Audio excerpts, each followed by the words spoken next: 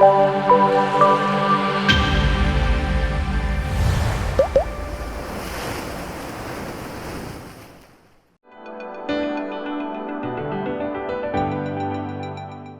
저는 대구 경북 여성과학기술인의 이희정이라고 하고요. 오늘 도입 강연 주제는 지구를 살리는 블루카본 쿠키 연구소라는 주제를 가지고 왔습니다. 어린 친구들이 조금 많아서 제가 조금 어린 친구들에 맞게 설명을 해드려도 양해를 조금 부탁드릴게요. 오늘 여기 도서관에서 블루카본 쿠키 연구소를 차렸습니다, 여러분. 그래서 특별히 여러분을 연구원으로 초대해 드렸어요. 저와 함께 지금부터 미션을 하나씩 수행해 가면서 과학적 개념도 배우고, 그리고 여러분이 기대하시는 블루카본 쿠키도 한번 만들어 보도록 하겠습니다. 그럼 첫 번째 미션입니다. 우리는 바다의 비밀을 한번 파헤쳐 볼 건데요. 오른쪽에 보시는 그림은요, 5번째로 이루어졌던 국제기후회의라는 곳에서 블루카본이라는 주제를 매우 중요하게 다뤘습니다. 그래서 그 그림을 가져왔고요. 블루카본 어디서 들어본 것 같은데, 블루블루 파란색인가? 이렇게 생각하고 넘어갈 수 있지만 굉장히 중요한 의미를 담고 있습니다. 그래서 블루카본의 의미를 한번 알아보고 탄소 저장 능력에 대해서도 알아볼게요. 블루카본이란 무엇이냐면 해양 생태계라고 했는데, 조금 쉬운 표현으로 하자면 바다가 흡수해서 저장하는 탄소를 말해요. 그래서 그 블루카본을 해양 생태계라고 표현하는 이유는, 그냥 바다가 흡수한다 하면 어린 친구들은 바닷물이 흡수하는구나 이렇게 생각하실 수 있는데요. 그게 아니라 바다뿐만 아니라 바다에 살고 있는 식물들, 그리고 동물들, 그리고 바다 깊숙이 있는 퇴적물, 땅들, 흙들이 흡수하는 탄소를 바로 블루카본이라고 합니다. 그래서 그 블루카본은 근데 도대체 이 바다에 얼마나 저장이 돼 있을까 궁금하지 않으세요, 여러분? 대기에 탄소가 많을까요? 하늘에 탄소가 많을까요? 아니면 바닷속에 탄소가 많을까요? 아니면 사람 속에 탄소가 많을까요? 혹시 정답을 아는 친구 있을까요? 자신 있게 손을 한번 들어주실까요? 연구원님도 아직 생각을 조금 더 해야 될 것 같아요. 그죠? 그러면 한번 보겠습니다. 자, 지금 지구의 이산화탄소를 가지고 제가 이야기를 해보려고 해요. 이산화탄소는 탄소 중에 일부분이지만 이 지표로 쉽게 설명을 해보겠습니다. 지구에 발생하는 이산화탄소를 100이라고 이야기했을 때 약 50%, 절반 정도는 하늘 속, 대기 속에 남아있고요. 그리고 25%는 숲, 그린이라고 생각하시면 됩니다. 육상 생태계의 식물과 나무들이 흡수를 하고 있고, 그리고 나머지 25%가 특정 해양 생태계에 흡수되어 있다고 해요. 그래서 왼쪽에 보시는 지구 사진은, 제가 원래 이 사진은 영상으로 실시간으로 돌아가는 건데 여기에서 안 되더라고요. 그래서 현재의 지구 모습을 나타내고 있는 위성 사진이고요. 색깔로 표현하고 있습니다. 파란색이 짙을수록 이산화탄소가 방출되고 있다는 의미고요. 이산화탄소가 나온다는 의미입니다. 초록색이 진할수록 이산화탄소를 흡수하고 있다는 사진입니다. 보시면 바다 쪽에 보시면 무슨 색깔이 진한가요? 초록색이 진하게 보이는 거 맞습니까? 그만큼 바다가 이산화탄소를 많이 흡수를 하고 있습니다. 하지만 바다의 색깔을 보시면요, 육지에 가까운 해안가일수록 연안 습지 쪽이 좀 더 진한 초록색으로 흡수가 많이 되는 걸 볼 수 있어요.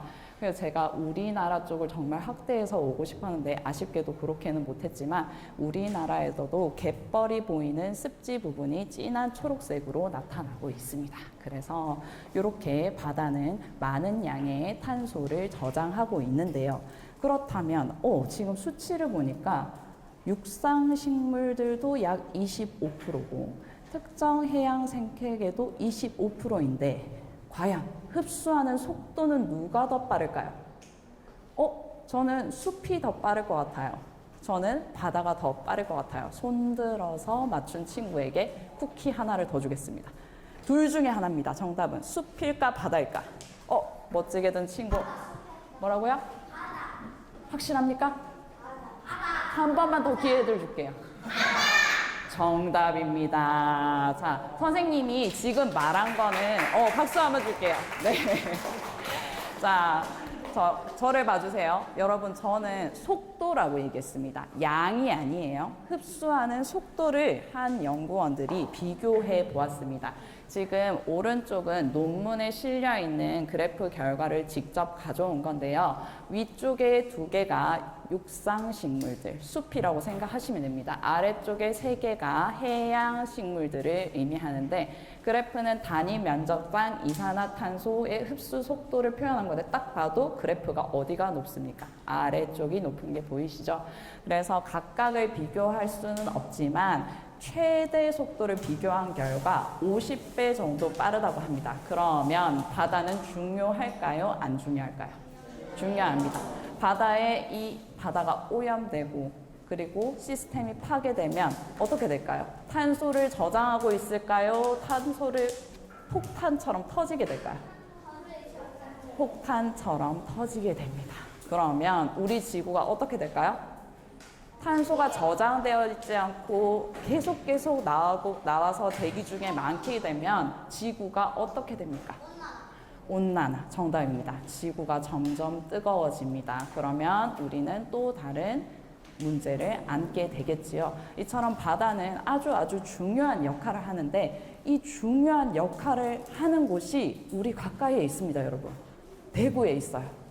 대구에 경북대에 블루카본 복합융합센터라는 곳이 있습니다. 여기에서 현재 블루카본과 관련한 한국의 연구가 활발히 이루어지고 있습니다. 그래서 쉽게 인터넷창에 이 이름만 써도 가서 연구도 보실 수 있고 어떤 곳이라는 걸 확인할 수 있거든요. 그래서 우리 어린 친구들 오늘 숙제입니다. 집에 가서 저기에 한번 꼭 들어가서 어떤 일을 하는 곳인지 한번 찾아보면 좋은 시간이 될 것 같아요. 그러면 블루카본이라는 걸 알아봤어요. 그러면 이 바다가 굉장히 중요한데 이 바다를 지켜주고 있는 여러 가지 생물들이 있습니다. 근데 그 생물들 중에 선생님은 대표주자 3명만 데리고 왔어요. 3마리라고 하겠습니다. 꽃게랑 고래랑 불가사리 이렇게 3명의 역할을 한번 알아볼 텐데요. 첫 번째로 고래에 대해서 살펴보겠습니다. 고래는 움직이는 탄소 저장소입니다. 고래가 크기가 굉장히 크죠, 여러분? 선생님이 몇 명이 되면 고래 크기 1개가 될까요? 선생님 10명이 아니요, 더 많이요? 그러면 이렇게 하겠습니다. 크기로 말고 선생님 몸무게가 50kg이거든요. 선생님이 몇 명이 되면 고래의 몸무게가 될까요? 2억 명. 와, 2억 명, 200명. 네. 지금 계산을 열심히 하고 있습니다. 자, 고래는 여러분이 생각하는 것처럼 선생님 한 명보다 엄청 큰 크기를 가지고 있는데 이 고래는 크기가 큰 만큼 일생 동안 33톤의 이산화탄소를 흡수합니다. 그래서 살아있는 동안 탄소를 계속 저장하고 다니고 있는 거죠. 물론 배출하기도 합니다. 하지만 33톤이라는 이산화탄소를 흡수해서 다니면서 움직이기도 하지만 이 친구들은 죽어서도 바닷속에 묻히면서 퇴적층에 쌓여서 해양에 그대로 이 상태 그대로 또 이산화탄소가 저장돼 있게 됩니다. 그뿐만 아니라 얘네들이 배설물, 똥, 응가, 쉬 등을 누게 되면 바다에 사는 미생물들이 이 배설물을 먹고 자라는데요. 이 미생물이 또 무슨 역할을 하냐? 식물 플랑크톤이 탄소를 흡수하는 역할을 하거든요. 그래서 고래는 처음부터 살아있는 동안도 탄소를 많이 저장하고 죽어서도 탄소를 저장하고 그리고 주변 생물들에게도 탄소를 저장하는 환경을 주는 아주 중요한 동물임을 알 수 있습니다. 다음으로 알아볼 생물은 꽃게인데요. 바다의 청소부입니다. 꽃게는 사실 직접적인 영양은 아니고요. 청소부란 표현답게 바다 밑에 떨어진 유기물들, 생물들을 먹어치우면서 탄소 순환 역할을 하고요. 그뿐만 아니라 모래를 파면서 퇴적물을 계속 파면서 불을 형성하는데 그 굴 속에서 미생물들이 또 순환을 하게 됩니다. 그러면서 깨끗한 환경을 제공할 뿐만 아니라 그 굴 속에 또 탄소가 저장이 잘 된다는 연구 보고가 있습니다. 그리고 마지막으로 불가사리에 대해서 알아볼 건데요. 불가사리는 해양 생태계에서 균형을 조절해요. 어떤 생물이 너무 많이 자라지 않게 잡아먹는 역할을 하는데요. 많은 생물 중에 성게라는 친구가 있어요. 성게를 잡아먹어서 성게가 많아지면 불가사리가 많아져서 성게를 먹는데 선생님 왜 성게 많아지면 안 돼요? 라는 생각이 있을 수 있지만 성게가 많아지면 해양에 살고 있는 조류라는 식물들이 수가 확 줄어들게 됩니다. 근데 앞서서 블루카본을 설명할 때 식물들이 탄소를 저장하는 역할을 한다고 했죠. 너무 적어지면 문제가 발생하게 됩니다. 그래서 이 불가사리가 생태계 수호자의 역할을 합니다. 그러면 우리는 이 세 가지 생물을 만들어서 제작하면서 해양 생태계를 구현하고 또 중요한 우리 바다를 지킬 수 있는 방법에 대해서 한번 알아볼 거예요. 그러면 지금부터 하얀색 쿠키 박스가 있습니다. 쿠키 박스의 내용물을 모두 꺼내주시면 되겠습니다. 네, 다 꺼내시면 쿠키가 부서지지 않게 뾱뾱이 비닐에 쌓여져 있을 거예요. 다 꺼내주시면 되세요.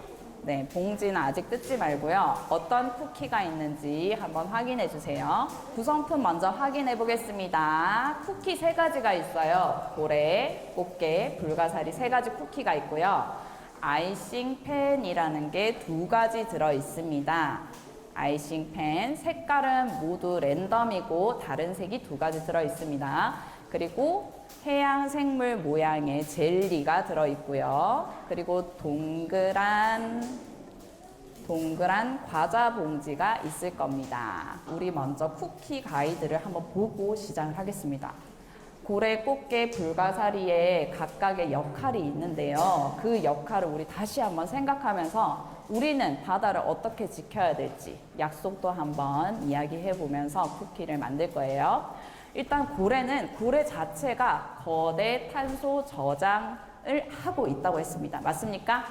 네. 살아서도 죽어서도 탄소를 많이 저장하고 있는 이 고래, 우리 보호해야 할까요? 보호하지 말아야 될까요? 네, 해양 포유류를 보호한다는 마음을 가지면서 고래 쿠키를 꾸밀 거예요. 2번째로 꽃게 보겠습니다. 꽃게는 탄소를 순환하고 그리고 바다를 깨끗하게 청소해 주는데 우리도 바다 쓰레기를 보면 치워야 할까요? 치우지 말아야 할까요? 치워야 돼요. 좋아요. 3번째, 불가사리 보겠습니다. 불가사리는 생태계 균형을 수호하는 친구예요. 우리도 다양한 생물들이 적절하게 잘 자랄 수 있도록 다양성을 지켜주는 방법을 한번 연구해 봐야 됩니다. 마지막으로 아이싱 펜으로 우리는 쿠키 말고 다른 해양 생태계 생물들이 많잖아요. 뭐 물고기도 있고 해조류도 있고 펜으로 그려볼 거예요. 그래서 그걸 그리면서 바다숲을 함께 가꿔보는 시간을 가지겠습니다. 그러면 지금부터 이제 꾸미기를 시작할 텐데요. 방법을 간단하게 4단계로 설명하고 자유롭게 꾸미겠습니다. 첫 번째는 이 아이싱 펜은 꾸미는 용도도 되지만 부착 역할을 해요. 단, 강력 접착제가 아닙니다, 여러분.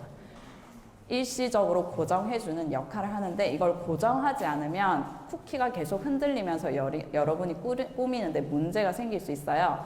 그래서 첫 번째는 내가 쿠키를 어느 위치에 놓을지 생각한 다음에 그 위치에 아이싱 펜을 조금 짜줍니다. 근데 사실 여러분 저기 보이는 양보다 조금 더 많이 짜도 괜찮습니다. 네, 이걸 짜서 올린다고 해서 완전히 부착되는 게 아닙니다. 종이 트레이를 흔들었을 때 쿠키가 흔들릴 수 있어요. 마르면서 부착이 되는 거기 때문에 그 점 주의해 주시고요. 쿠키를 붙인 다음에 쿠키 위를 먼저 꾸며주세요. 그래서 자기만의 방법으로 쿠키 먼저 꾸미고 바깥에 아이싱펜과 나머지 재료로 이렇게 나만의 해양 생태계를 꾸며주시면 되겠습니다. 지금부터 시작해 주시면 되고요. 궁금한 점이 있으신 분은 손 들어서 질문 주시면 됩니다.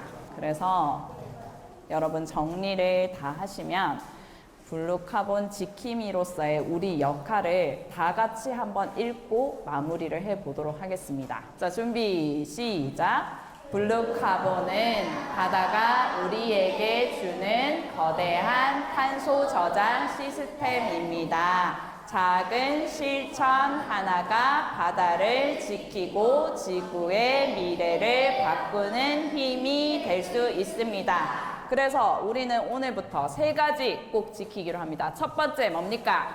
해양 쓰레기 줄이기. 두 번째 뭘까요?